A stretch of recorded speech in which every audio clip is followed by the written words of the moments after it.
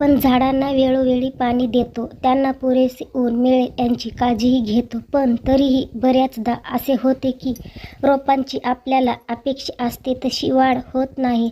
ऐन पावसाळ्यातही आपली बाग छान फुलून येते नाही. असं तुमच्याही झाडांच्या बाबतीत होत असेल तर झाडांना या 5 प्रकारचे पाणी घाला. यामुळे रोपांची भरपूर वाढ तर होईलच, पण फुलझाडांना फुलंही खूप येतील.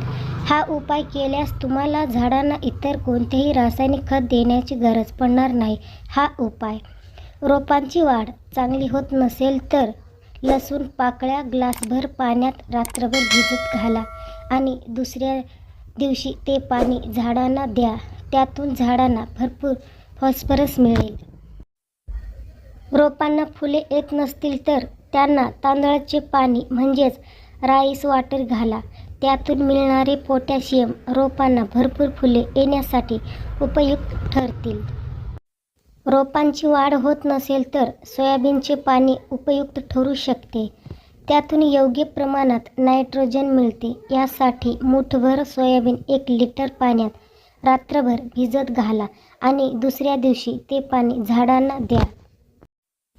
पाने पिवळी पडत असतील तर त्यांच्यावर चमक नसेल तर लिंबाच्या फोडी करा.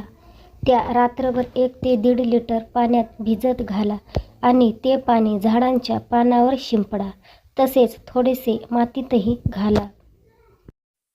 1 कप दुधामध्ये 1.5 ते 2 लिटर पाणी टाका आणि हे मिल्क वॉटर झाडांना द्या. यामुळे मातीची pH पातळी संतुलित राहते आणि त्यामुळे रोपांची चांगली वाढ होण्यास मदत होते. तर मग हा माझा व्हिडिओ तुम्हाला कसा वाटला नक्की कमेंट करून सांगा. चॅनलवर नवीन असाल तर चॅनलला सबस्क्राईब करा.